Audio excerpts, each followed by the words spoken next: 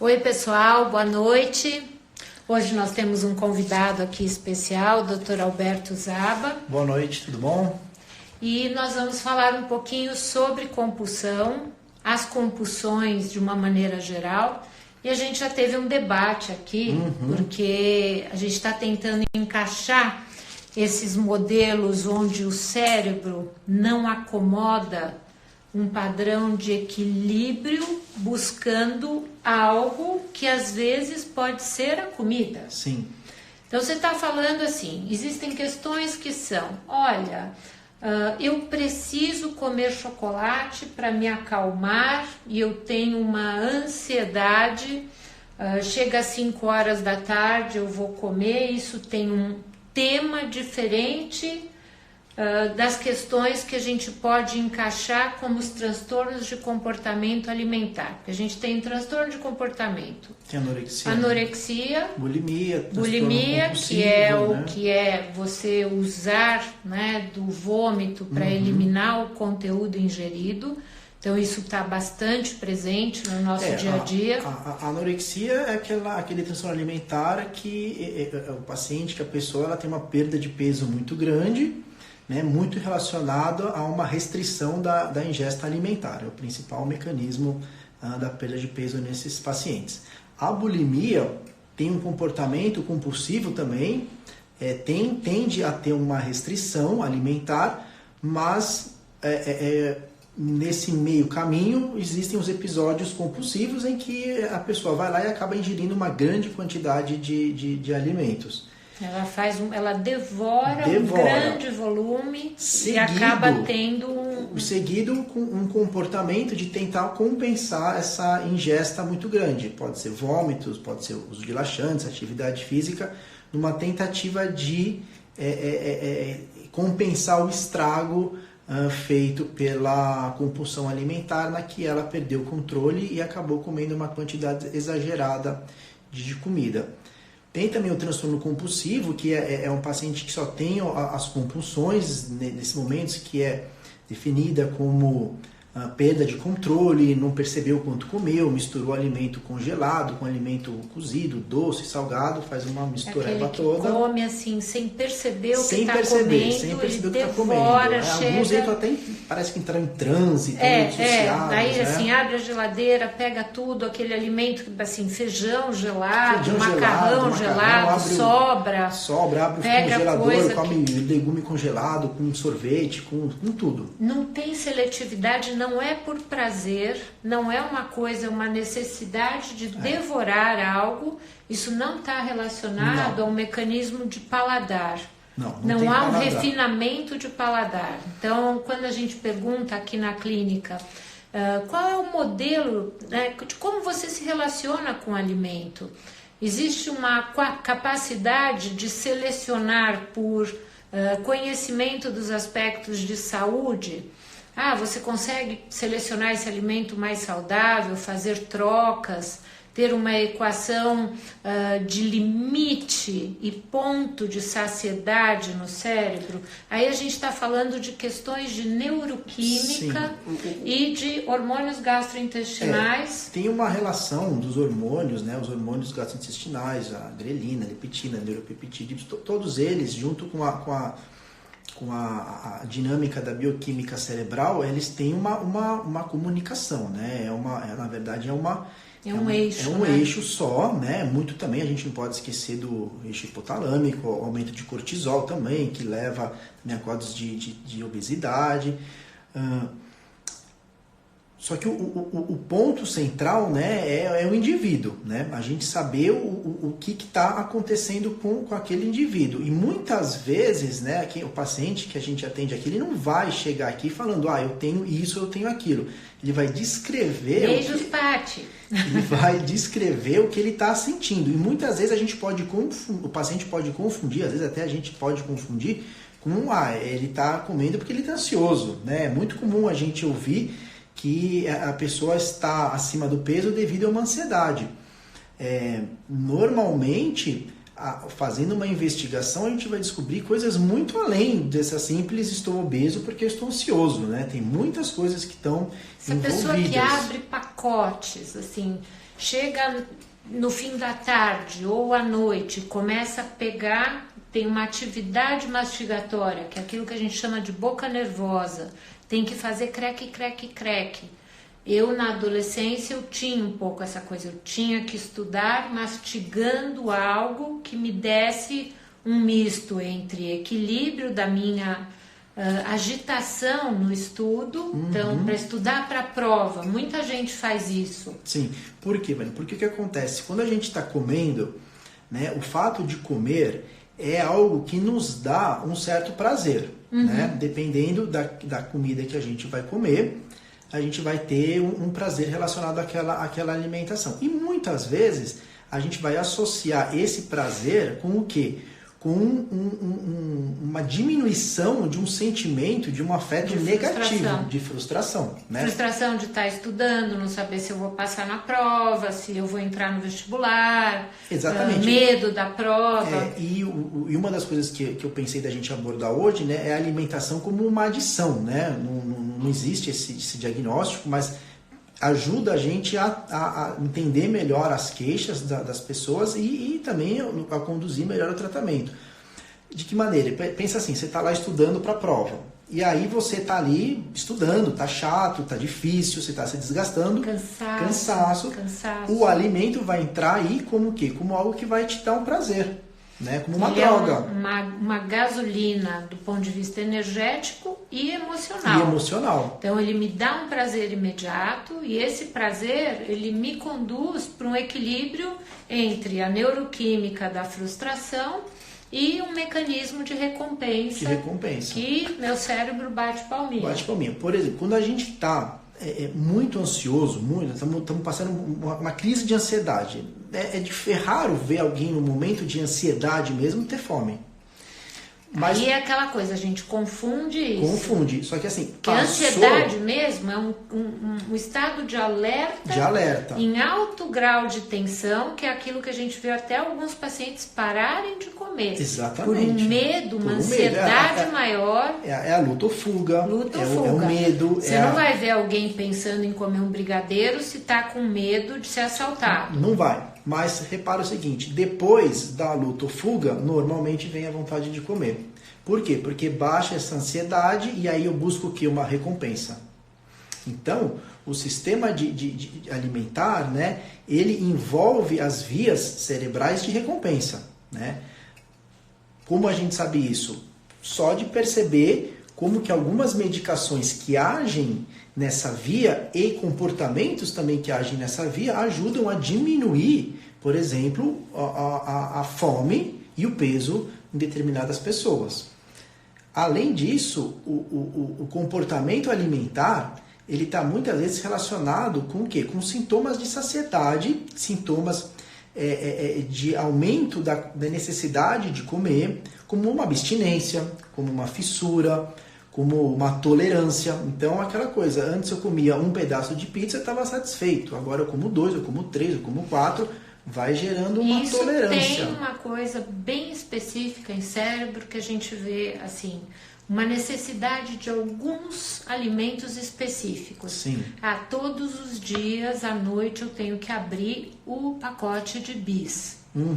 Todos os dias. E aí, ao invés de comer 4, eu estou comendo 8, 16, 32. O ponto de saciedade do prazer vai sendo colocado num nível de tolerância em que aquela percepção de satisfação é num nível cada vez maior. Isso acontece com droga. Com droga, porque o nosso cérebro... A gente vê como comida pode ser uma droga. Sim, o nosso cérebro ele tem uma capacidade muito grande de se adaptar... Tá falando de mim? Quem é que tá aí que eu tô falando de você? Coisa nenhuma. Ele tem a capacidade de se adaptar às coisas que ele não sabe se é bom ou se é ruim, mas que dão o quê? Que dão prazer. Então, quanto mais prazer a gente vai ter com aquela substância, com aquele alimento, o nosso cérebro ele vai ter mais disponibilidade para aquele tipo de comida. Por isso que a gente come um bis, come 2, vai comer 4, vai comer a caixa inteira. Por quê? Porque vai gerando um prazer químico dentro do organismo e que a gente vai ficando cada vez mais refém daquele alimento se a gente não corta. É uma montagem, é quase como se fosse um neurocircuito que você tem que passar naquele lugar para pegar aquele mecanismo, aquele alimento que te dá o prazer. Se você não faz isso, você não acalma, não sossega. Não acalma. Ah, eu tenho que sair e comprar um pacote de paçoca, porque senão eu não consigo dormir, eu não consigo relaxar. Igual cigarro, como álcool, e entra dentro dos transtornos de compulsão. Então, aí é uma compulsão alimentar. E que raio de sistema maldito no cérebro que comanda essa nossa história de buscas por recompensas imediatas? Então, está tudo relacionado ao hipotálamo, né? E muito relacionado com a dopamina, né? Não vou me estender muito e falar nome de enzimas disso, porque é complexo. Mas para entender, assim, o hipotálamo, que é uma região do nosso cérebro, está muito relacionada com a questão da adição da recompensa, muito modulada pela dopamina. Existem outros neurotransmissores, mas vamos nos ater à dopamina. O que acontece? Quando eu busco o prazer, eu tendo prazer, eu vou liberar mais dopamina. Com o alimento acontece a mesma coisa. Então o que acontece? Quando eu trabalho o dia inteiro, aí eu não comi o dia inteiro, fiquei em jejum, não fiz uma alimentação. Quem será? Não vou nem falar quem que é. O que acontece? Quando chega o final do dia, eu vou estar estressado pelo jejum, porque o jejum é um fator de estresse. É um fator de estresse. Então eu vou estar estressado pelo jejum. Se eu não conseguir comer durante o dia, é porque meu dia não foi tranquilo. Não foi. Então eu vou ter o estresse do dia também. E somado a muitas outras coisas que vão levar ao quadro de estresse, e não vamos nem entrar aqui na questão do cortisol. O que acontece? Vai chegando o final do dia, o meu organismo ele vai tendo uma necessidade de buscar uma recompensa, de buscar um prazer, de buscar um alívio daquele estresse todo.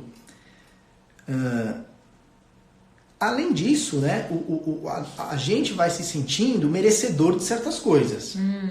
Isso é coisa dos humanos. Coisa dos humanos. Então, humanos. Trabalhei o dia inteiro hoje, aí logo tá cheio de mereço gente isso. Fala isso, né? O meu dia foi muito estressante, isso, logo mereço aquilo. Aí eu falo, bom, então tá. Aí assim, por conta disso a gente entra com uma pata suja no meio do neurônio. Exatamente. E, né? assim, suja, e esse tipo de... É aquela coisa, vai entrar com um hambúrguer hipercalórico, com gordura saturada, e aí esse cérebro vai se vincular a essa maldição dessa comida gordurenta. Sem dúvida nenhuma. Que é extremamente prazerosa pelo valor de aquecimento e de aporte calórico. E o paladar, é muito mais fácil o nosso paladar se acostumar com gordura, com hambúrguer, com pizza, do que com brócolis. É muito mais fácil. Só que a gente não pode levar em conta o paladar como uma escolha saudável. Só vou levar em conta meu paladar? Não vai dar certo. Que essa pergunta, você é capaz de escolher o alimento por aspectos de saúde, ou você está sendo capturado pelo hambúrguer? Você está sendo capturado pela pizza, e aí seu cérebro ficou refém de um volume de pizza cada vez maior? E isso é uma via da neuroquímica comprometida entre busca de prazer imediato e recompensa e os mecanismos de saciedade que cada vez precisam mais para estar satisfeito. Então isso a gente acaba entendendo que entra na linha dos modelos cerebrais de adicções. Sim. Né? Então a gente olha e fala, puxa vida, então esse cara é um viciado em pizza? Sim, né? Ele é um viciado em quê? Ele é viciado no prazer gerado pelo alimento, né? Tá. E quanto mais o alimento é um alimento de baixo nutriente, com mais gordura, com mais açúcar, mais o nosso cérebro tende a olhar aquele alimento como um alimento que vai nos dar aquele prazer que a gente está precisando. Existe uma coisa que na época tinha do Wurtman e Wurtman, que eu sou dessa época, né? Que é uma época que não tinha computador, e aí entrou toda a história da serotonina como um dos elementos centrais do controle alimentar, e esse casal estudava a área hipotalâmica, que era uma área, né, que estava voltado pelos mecanismos do nível de determinados aminoácidos, trazendo saciedade, e aí entrou toda a linguagem dos níveis de serotonina. A gente não estava falando aí ainda de dopamina nessa época, Sim. a gente não olhava padrões diferentes, mas existe mesmo essa coisa, as deficiências de neurotransmissores serotoninérgicos trazerem uma necessidade um pouco mais de snack feminino, de doce. O que acontece com a serotonina? A serotonina a gente já vai olhar um olhar diferente da dopamina, ela vai agir são outros tipos de neurônios, mas, por exemplo, o receptor 5-HT2C, né? A gente sabe que se a gente inibe ele, né? A gente faz um antagonismo dele com algumas medicações, por exemplo, a fluoxetina tem essa capacidade de antagonizá-lo, esse receptor de serotonina. A gente sabe que pacientes que têm, por exemplo, bulimia, e a gente usa a fluoxetina, a gente consegue diminuir um pouco a compulsão por essa via da serotoninérgica. O que isso significa? Isso significa que, assim, que o que gera, o que a gente sente como fome, né, é uma gama de comportamentos e é uma gama de alterações de circuitos que vão desde circuitos de hormônios gastrointestinais até uma via complexa cerebral. Por exemplo, a via do glutamato. Também a gente sabe que medicações que diminuem o efeito excitatório glutamatérgico também podem contribuir com uma diminuição da fome, um aumento da saciedade. Que é aquela coisa que eu sempre, quando a gente olha os pacientes que têm eles têm uma perda de controle, é quase como se fosse uma convulsão em direção ao alimento. Aí essa identidade das medicações que agem nas vias do glutamato, elas acalmam aumentando a atividade GABA, que é aquilo que equilibra os modelos de atividade em hiperexcitação. Porque o que é GABA? GABA vamos dizer assim, é um neurotransmissor que ele vai ser responsável por inibir os nossos neurônios, né? Ele vai inibir, então ele vai diminuir a ansiedade, ele vai diminuir o medo, ele vai diminuir a resposta excitatória, ele vai nos trazer uma calma. O que muitas vezes a gente acaba buscando de uma forma inadequada nas drogas, nos alimentos e nos comportamentos também, né? Que a gente não é o tema da nossa conversa hoje, mas muitas vezes os comportamentos também geram alteração química, né? A compulsão sexual, a compulsão pelo jogo, por compras, e né? pelo celular. Pelo celular também. A gente está falando do Março Verde nas redes sociais. E a gente vai fazer algumas coisas em direção de conhecimento, onde essa compulsão pelo celular e por redes sociais, por ver toda hora, não conseguir dormir, acordar já vinculado com o celular, isso também é um traço de alterações do comportamento. Sim, e cada vez tem estudos cada vez mais sérios e que mostram que assim, a quantidade de horas gasta nas redes sociais, em computador, em celular, é diretamente proporcional ao transtorno mental. Ixi. Então, quanto mais tempo eu gasto em rede social, por isso que eu probabilidade... não ando gostando tanto de redes sociais. Acho um pouco exagerado esse mundo, né, só virtual. É um mundo virtual. Ainda bem que eu tenho os pacientes ficam comigo em torno de 12 a 14 horas. Nessa hora eu não estou em rede social, eles estão me tratando. Estão tratando. Os pacientes me tratam. Olha que coisa boa, porque na relação de verdade, em que a gente encontra alguém e atende de uma forma presente, a gente também está se limpando dessa neuroexcitação de busca de olhar nas redes sociais se aquela pessoa postou de biquíni, está muito mais bonita do que eu, e agora como vai ser? Quantos seguidores tem, quantos não tem, quanto isso, quanto aquilo. Que é essa coisa que está muito bem colocada naquele seriado lá no Black Mirror. No Black Mirror. Black Mirror é uma coisa que fala muito dessa atitude virtual que nós temos de se manter o tempo todo aplaudidos. Sim. Né? E o aplauso virtual, ele se torna também uma adicção. Se torna, por quê? Porque vira uma necessidade, né? Vira se eu não tenho, eu sinto falta, se eu tenho, eu quero mais. Vixe, igual a pizza. Igual a pizza. Então redes sociais podem ser comparadas no cérebro aos mecanismos de pizza. Tudo que vai nos gerar uma abstinência, uma fissura, uma tolerância, uma busca de recompensa, a gente pode, de um modo grosseiro, colocar no mesmo saco. Claro que depois a gente tem que individualizar para cada pessoa, mas o prejuízo são semelhantes, são parecidos, mas o prejuízo que a gente vai ter deles é muito parecido, né? Vai levar a quadros de ansiedade, de depressão, né? De alteração de humor, em que a pessoa ela acaba ficando vítima daquilo que ela julgava algo que ia ser bom, né? Então vou ali ter meu reconhecimento, vou ter meus seguidores. Aí aquilo sai um pouquinho do planejamento, da meta, né? Da expectativa, pronto, me frustro. Frustração imediata. Imediata. Aí, assim, entra num nível de angústia e vai tentar fazer uma busca. E aí a gente tem que prestar atenção numa coisa, né? Pensando tanto na rede social, comportamento e na alimentação, que é o seguinte: quando o comportamento do ser humano ele é complexo, mas ao mesmo tempo a linha dele não é complexa. Vocês vão entender o que eu quero dizer. Quando a gente se frustra com alguma coisa, a nossa tendência natural é aumentar a intensidade daquela busca e a frequência.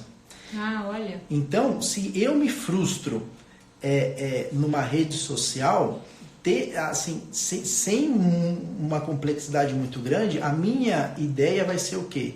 Eu me intensificar cada vez mais nessa rede social. O que isso quer dizer? Que você se torna escravo do aplauso. Você se torna escravo do aplauso. Na verdade, você está escravo daquela via que você escolheu. Entendeu? A via de satisfação. A via de satisfação. Então, o ponto importante... Pode ser o chocolate branco, pode ser bis, pode ser hambúrguer, pode ser jogo. Pode ser jogo, pode ser masturbação. Pode ser qualquer coisa. Pode ser qualquer coisa. Ou seja, cria-se um paradigma. O que é um paradigma? Um paradigma é assim: eu criei uma rota, criei uma via, e aí essa via ela não está mais adequada. Ou está desatualizada, ou nunca foi uma rota boa.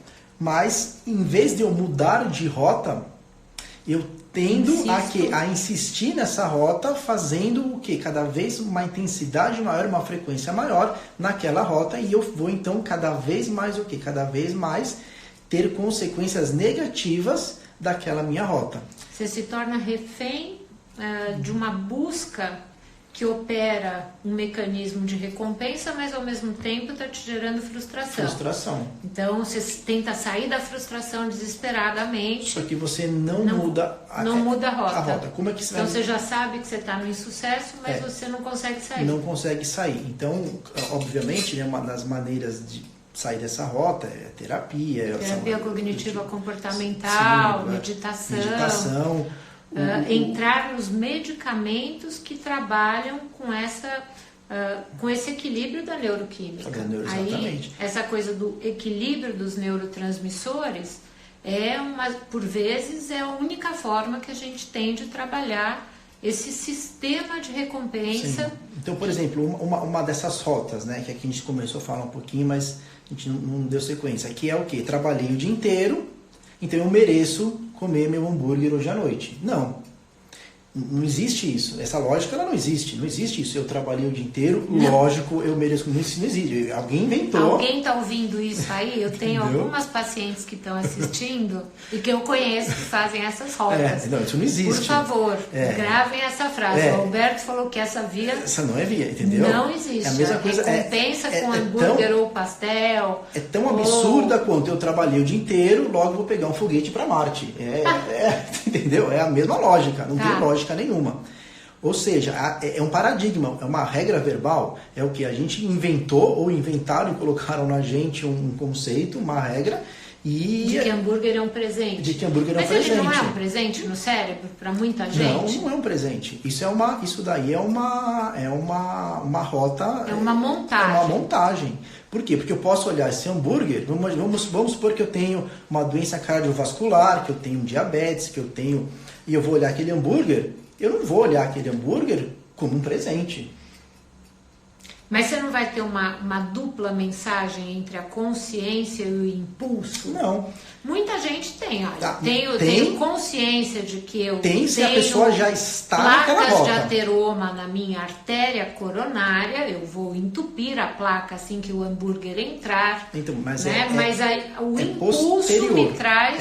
É assim, eu criei a rota de que o hambúrguer é um presente. O hambúrguer não é um presente, eu que criei isso. Entendeu? Eu criei, foi criado e foi colocado em mim, mas o hambúrguer não é um presente. É a mesma coisa o cigarro.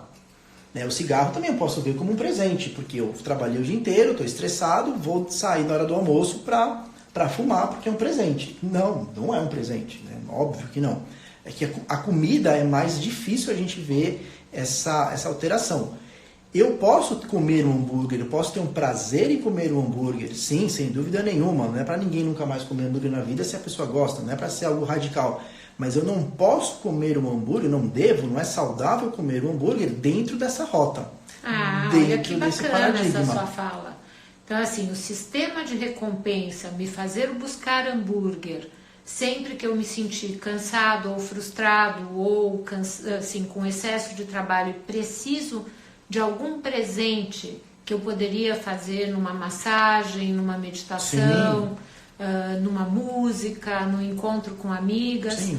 Então, na hora que eu uso esse mecanismo e coloquei no cérebro que eu vou como um rato pegar o hambúrguer para roer aquela coisa e deglutir e me sentir absolutamente nutrido de prazer, isto é uma criação, né, dentro de uma linha que vai me obrigar a comer sempre aquele hambúrguer, e aí eu vou adoecer. Mas eu passear com alguém, não precisar do hambúrguer, mas sair e falar, olha, ok, eu gosto de hambúrguer, eu gosto de pizza, vou fazer um passeio e sim. vai ter esporádico hambúrguer. Então, como por exemplo a bebida, né? A bebida às vezes é mais fácil da gente entender, por quê? Porque eu posso beber sendo um alcoólatra, tendo um transtorno mental relacionado ao álcool, como eu posso beber de vez em quando eu tenho um drink que eu tenho vontade, uma cerveja que eu tenho vontade, e ali eu vou beber não porque eu tenho uma necessidade, não porque eu vou buscar uma recompensa por tudo que eu fiz, não, porque naquele momento aquela bebida ali me deu vontade e eu vou experimentá-la de que modo? Pleno. Né? Então, quando a gente fala interessante. do mindful eating, da atenção plena, é uma busca do porquê que eu estou comendo aquilo, do porquê que eu estou bebendo aquilo. Né? Não basta só, vou prestar atenção no que eu estou fazendo. Aí fica muito superficial. Né? Aí fica aquela fala de livro, mas não veste a alma. Não veste. Então, assim, por que eu estou comendo esse hambúrguer hoje? Por que eu estou bebendo essa cerveja, esse drink? Por que eu estou fazendo isso? A atenção plena é esse conhecimento do porquê eu estou fazendo. Porque aí eu consigo diferenciar a compulsão, a adição de uma alimentação saudável. Porque realmente comer, beber vai dar prazer? Vai dar prazer. Né? A gente vive não para sobreviver, a gente vive para ter prazer também. Mas ter um prazer com o quê? Com qualidade de vida. Ter um prazer sem gerar transtornos para a nossa saúde. Tem até, se fala que o prazer é bom quando ele não te escraviza, porque aí ele vira vício. Sim. Então essa é a diferenciação entre aquilo que está dentro de uma condição cerebral favorável em termos de benefícios à saúde, benefícios psíquicos, de algo que te dê prazer e seja apreciado de uma maneira plena, não de uma coisa, de uma descarga ou de uma busca necessária, quase como uma escravidão. Sim, e aí a gente vê, né, os gregos, né, naquela questão lá, que eles classificavam o prazer imediato, o hedonismo, o prazer, que acho que é o hedonismo, que é aquele prazer de médio e longo prazo. Quando a gente tem um cérebro mais adaptável, um cérebro mais resiliente, quando a gente tem um cérebro mais integrado às partes mais primitivas com as partes mais evolutivas, córtex pré-frontal, né? Quando a gente tem um cérebro mais integrado, com uma neuroplasticidade boa, a gente consegue perceber que o quê? Que aquela busca do prazer imediato, ela não tem uma importância tão grande. Isso. Eu consigo ter mais resiliência, eu consigo trabalhar o dia inteiro sabendo que eu vou chegar em casa e vou ter uma alimentação saudável. Por quê? Porque eu não vou ter essa necessidade do prazer imediato. Porque o prazer imediato, ele encerra-se nele mesmo. Ele não traz nenhum benefício além dele. Né? Então, um cérebro integrado, uma neuroplasticidade boa, um cérebro que conversa entre si, né? Junta, né? O lado esquerdo com o lado direito, córtex pré-frontal, região do hipotálamo, regiões mais primitivas, é um cérebro que vai ter mais resiliência, vai estar mais... Ele suporta a frustração, sem buscas de recompensa imediata. É um cérebro que ele está mais disponível para quê? Para se adaptar à situação. É um cérebro que é mais aberto para situações de estresse. Um cérebro mais primitivo, um cérebro mais... não atrofiado, mas... mais primitivo mesmo, mais doente, ele vai a um cérebro mais de medo, é um cérebro mais fechado, em que eu não vou conseguir ter essa neuroplasticidade, eu não vou conseguir me adaptar às situações. Então, esse prazer, essa busca, esse projeto, essa meta de média e longo prazo, eu não consigo manter. Então, eu vou buscar o prazer mais imediato. Que é aquilo que a gente fala de sistemas que estão muito primitivos, muito primários na resposta. Sim, então... Tem pacientes que veem, assim, essa área cortical que daria uma adaptação onde o pensamento elabora a atitude antes que ela seja feita, entre resultados, benefícios, e eu consigo acomodar melhor esse sistema adaptativo ao estresse. Ele passa por uma série de recursos dentro dessa neuroplasticidade, e quando a gente tem um cérebro muito primitivo, muito primário, a resposta é só de alerta, é quase bichinho. É quase bichinho, quase bichinho. É aquele cérebro defensivo. Eu falo muito para pacientes, eles acham que eu sempre comparo eles com bichinho. Mas eu falo, tá uma coisa bem reptiliana, ou uma coisa assim, sempre comparo o meu cachorro que fica nervoso, morde a patinha. Então, é uma coisa muito primária, e aí a gente precisa trabalhar os mecanismos de desenvolvimento adaptativo ao estresse, aí desde suplementos, o treinamento, a meditação, uma acupuntura, a condição do processo psicoterápico que vai trazer... A psicoterapia, ela consegue trabalhar com isso? Consegue. Hoje em dia, Vânia, tem várias linhas de estudos da psicoterapia. Tem uma linha que eu gosto muito, que é a neurobiologia interpessoal integrativa. O que é isso? Que chique, você está muito chique, precisa me atualizar. É uma terapia em que eu vou fazer o quê? Eu vou avaliar o comportamento, avaliar esse comportamento com as áreas correspondentes do cérebro. Isso é muito legal. E aí o que eu vou fazer? Eu vou criar, através de alterações comportamentais nas pessoas, nos pacientes, uma nova adaptação, uma nova comunicação entre as áreas do cérebro. E isso existe, ciência, né? Neurociência. E eu percebo que quando eu começo a fazer isso, a própria estrutura cerebral, ela se modifica. Ela modifica também, quando eu faço exames neurofuncionais, eu consigo perceber diferença de funcionamento.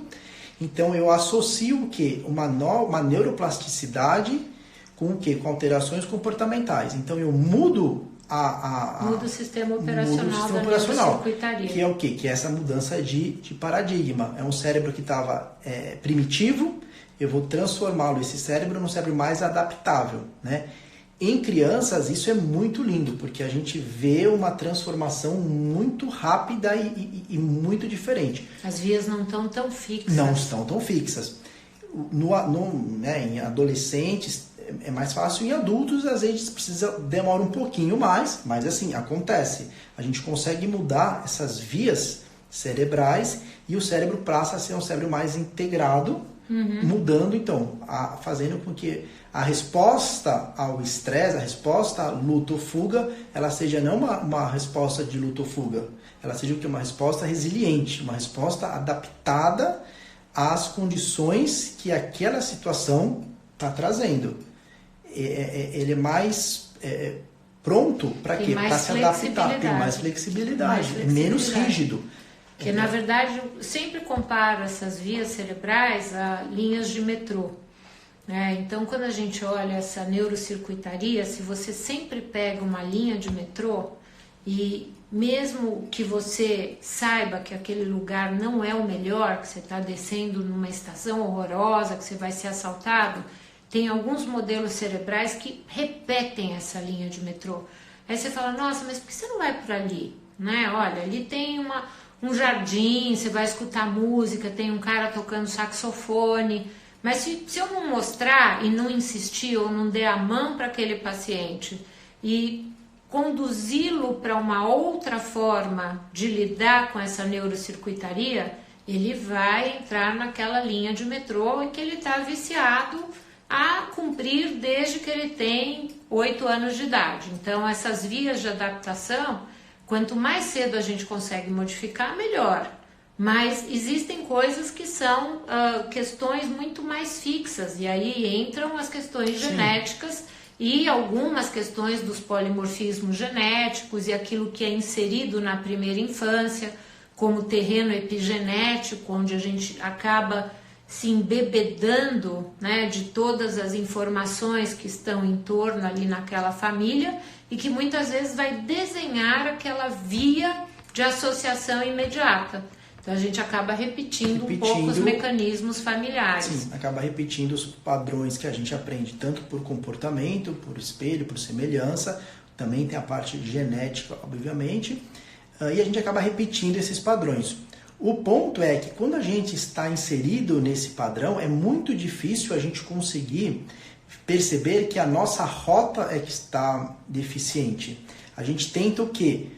Alternativas dentro da mesma rota. E aí a gente acaba dando com a cabeça na parede, porque não conseguimos, a gente mantém o mesmo tipo de comportamento, às vezes disfarçado.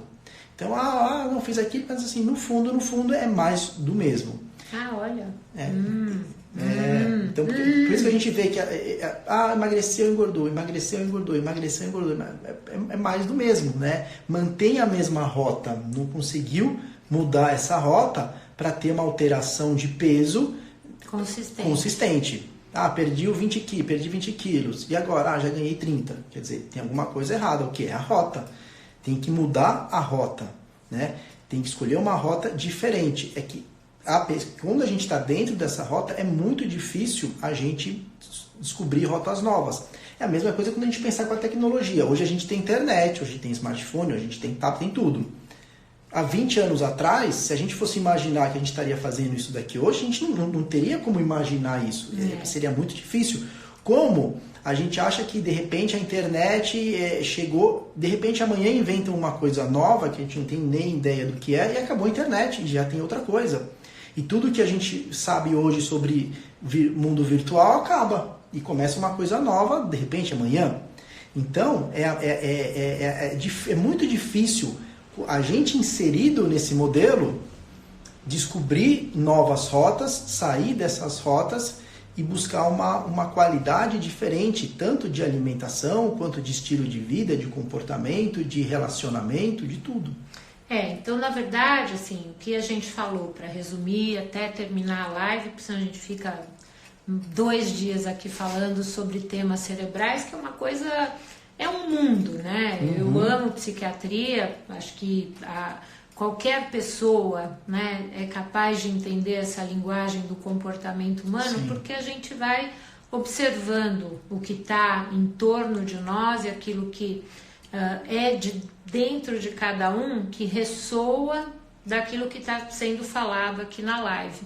Então, quando a gente começa a falar sobre cérebro, todo mundo se enxerga, né? Porque é dentro da nossa linguagem de comportamento, sendo ele adequado ou inadequado, cada um vai ter a sua dificuldade. E não é simples a gente lidar com modelos cerebrais hoje, num mundo em que a gente tem tanta sobrecarga. Então, aquilo que se vive hoje traz muito, ele aflora demais os transtornos comportamentais, os transtornos de humor, ansiedade, depressão, buscas por recompensa. Isso é o que a gente falou hoje, então, nessa live, falando um pouquinho do alimento como recompensa, e aí entrando nas vias das compulsões e vícios e adicções.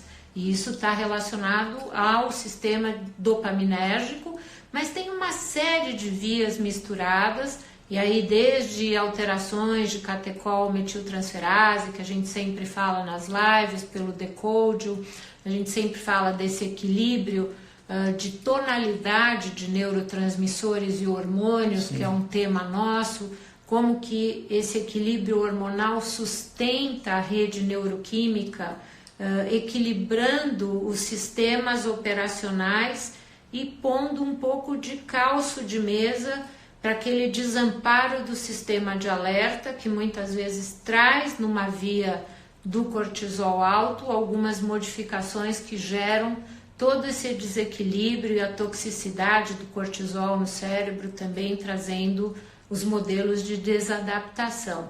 Então, o que a gente busca? Uma adaptação um pouco mais harmônica, uma flexibilidade, a resiliência, e em relação ao comportamento alimentar, esse modelo de alimentação consciente e que é o mindful eating, que não é só numa coisa de um tema da moda, mas essa plenitude, essa sensação de ter prazer e controle. Prazer e controle é um tema importante na vida para os humanos, né? Assim, eu não posso me jogar no prazer porque a minha vida está complicada, porque aí o que vai acontecer, eu vou aumentar o volume de problema e o volume de débito interno em relação às minhas referências de frustração.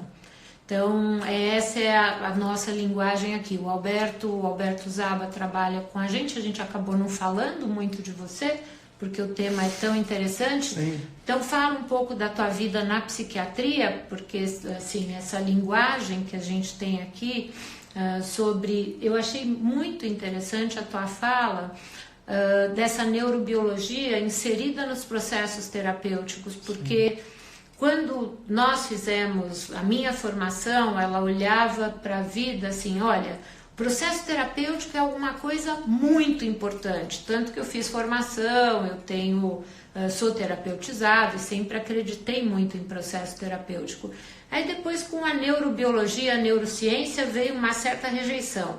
Ah, não, olha, tudo está dentro de neurotransmissores, tudo é biológico, da tudo linguagem orgânico. Neurobiológica e orgânica. Sim. Então vai ser medicação e adeus psicoterapeutas, vocês estão mortos, né?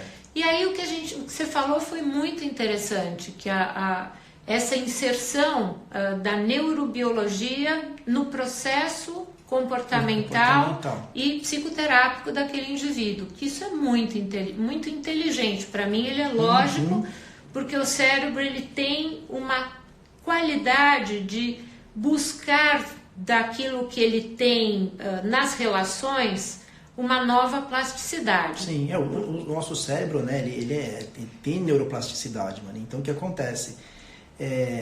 Se eu tenho um paciente que tem depressão e não toma medicação, por exemplo, o cérebro vai se atrofiar, sem dúvida nenhuma. Um paciente bipolar que não se trata vai ter uma morte neuronal, sem dúvida nenhuma. Existem várias formas da gente tratar isso. A medicação é uma delas, a suplementação é uma delas, o estilo de vida é uma delas, e essa neurobiologia integrativa, interpessoal, que a gente usa isso na psicoterapia, é uma delas também, que a gente vai fazer o quê? Integrar as várias áreas do cérebro, atrelada à alteração de comportamento. Muitas vezes sim, vamos utilizar uma medicação, às vezes realmente é importante, vamos usar uma suplementação, vamos mudar o estilo de vida da pessoa, né? O sono, a gente não falou do sono, mas o sono é importantíssimo, né? Eu não durmo. Então, que dormir, viu? Tem que dormir. Tem que dormir. Tem que dormir. Tem que dormir.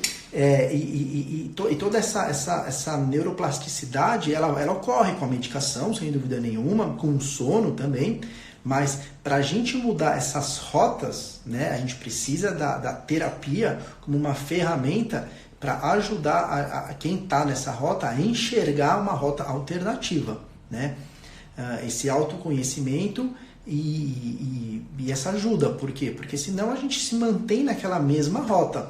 E aí a gente vê, às vezes, o paciente tomando 300 tipos de comprimido, tomando 800 fórmulas para suplementar e mantém o mesmo caminho. Então, peraí, tem alguma coisa errada. Temos que mudar essa rota. Precisamos integrar esse cérebro, lado direito, lado esquerdo, córtex pré-frontal, hipotálamo, amígdala.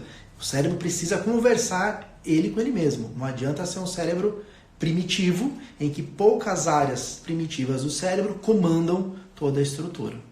E você fez psiquiatria, né? Você fez uma formação em psiquiatria na USP, e uma das tuas histórias dentro dessa linguagem da neurobiologia e da neuroplasticidade é integrar um pouco a área da psicoterapia. Sim. Nessa moldagem, né, de formas de expressar esse indivíduo numa harmonia e numa qualidade melhor dentro dessa relação entre o equilíbrio cerebral e todo esse comando que a gente precisa ter para estar equilibrado nesse planeta. Então, me conta, assim, você fez o HC e o que mais? Afinal, quero saber quem é você. As pessoas não sabem, eu sei. Eu sou psiquiatra. Eu conheço ele há quantos anos, Alberto? Um monte. Um monte. Eu conheço o Alberto desde que ele tem 18 anos. Então, antes dele entrar na faculdade de medicina, ele já frequentava aqui a clínica para estar perto de mim, estudando. Aí fez medicina na USP, fez a psiquiatria lá, fiz especialização em nutrologia, em medicina do estilo de vida, formação em psicoterapia, né? E a gente não para de estudar, né? Não, então, a gente não para. A minha abordagem, ela é Tem uma adicção? Talvez. A gente tem boas adicções. Não, né? mas é algo saudável. É algo saudável. É algo saudável. Que não nos impede de ter outras atividades, né? Então, minha abordagem é desde da medicina do estilo de vida, da psiquiatria alopática mesmo, com uso de medicações, uso de suplementação, né? O uso da medicina funcional, que eu uso muito, e atendimento da psicoterapia. Que linha que você segue, né? Todo mundo gosta de perguntar. Eu utilizo a linha que integra, né? Desde a psicanálise, os conhecimentos de onde começaram a psicoterapia, que tem muito fundamento, tem muita coisa bacana que se usa, muito da psicoterapia comportamental, da análise do comportamento, às vezes também um pouco da cognitiva também acabo utilizando, e acabo utilizando muito essa abordagem, né, neurobiológica de integração do cérebro, interpessoal, dos relacionamentos, com a neuroplasticidade, né, que é o caminho que a psicoterapia tem caminhado como um todo, né? E dentro disso, como assim, as pessoas sabem, a gente vai lançar agora em abril o Decode Brain, que é uma linha de análise de testes genéticos que vão trazer um pouco mais os recursos para que eu trabalhe estratégias tanto nutricionais, em suplemento, melhores medicamentos, e também denunciem áreas entre as questões mais do humor e dos transtornos psiquiátricos e as doenças psiquiátricas e também as neurológicas. Então você está com a doutora Carolina Prado fazendo o Decode Brain na área psiquiátrica. Você vê essa questão dos medicamentos e a metabolização de drogas como uma área importante em farmacogenômica? Sim, é muito importante, principalmente para aqueles pacientes que já testaram algumas medicações e acabaram não se dando bem, ou que tem uma resposta muito aquém, que precisa toda hora ficar trocando de medicamento, né? Então, e os testes hoje, eles também, né, a tendência é cada vez mais na análise genética, na psicofarmacogenética, avaliar também suplemento, às vezes avaliar os ômegas, avaliar o ácido fólico, né? A via do ácido fólico, da a metilação. Qual é a estrutura errada nessas vias de metilação? Aí a gente vê, por exemplo, uma necessidade de vitaminas do complexo B específica, vias do magnésio em neurotoxicidade, cálcio dependente, as questões inflamatórias no equilíbrio ômega 3, vias de metilação específica que pedem o uso do S-adenosilmetionina. Então a gente tem ali uma moldagem, uma certa denúncia de vias metabólicas que estão um pouco alteradas pelos modelos genéticos. Sim. E aí algumas questões de toxicidade que podem vir por medicamentos que estão associados de maneira errada, o uso de sobrecarga de dose ou de horário errado para indivíduos que metabolizam lento e aí vão ter um efeito ruim ou euforizante no momento em que ele já deveria estar indo dormir, descansar. Sim, o perfil das vias metabólicas, todo esse perfil. E também no Decode Brain, uma ideia também, que é o que eu acabo também fazendo com meus pacientes, é o seguinte: eu tenho um paciente que eu acabo falando que é paciente de terapia, mas que não necessariamente, eu tenho vários pacientes que não têm transtorno mental nenhum, não tem depressão, não tem ansiedade, não tem transtorno alimentar, mas é o que? É um trabalho que a gente faz o que? Essa moldura aí do cérebro, essa neuroplasticidade. Uma otimização neuronal, por quê? Porque a pessoa não necessariamente ela tem uma depressão. Ela pode ter ali uma dificuldade de relacionamento, uma dificuldade no trabalho, uma dificuldade alimentar. Então, esse trabalho de neurobiologia interpessoal é também um desenvolvimento pessoal, né? Então, além de trabalha também o que? Traumas que a pessoa teve, dificuldades que a pessoa tem, para quê? Para ela se desenvolver melhor no trabalho, na carreira, nos relacionamentos, no casamento, né?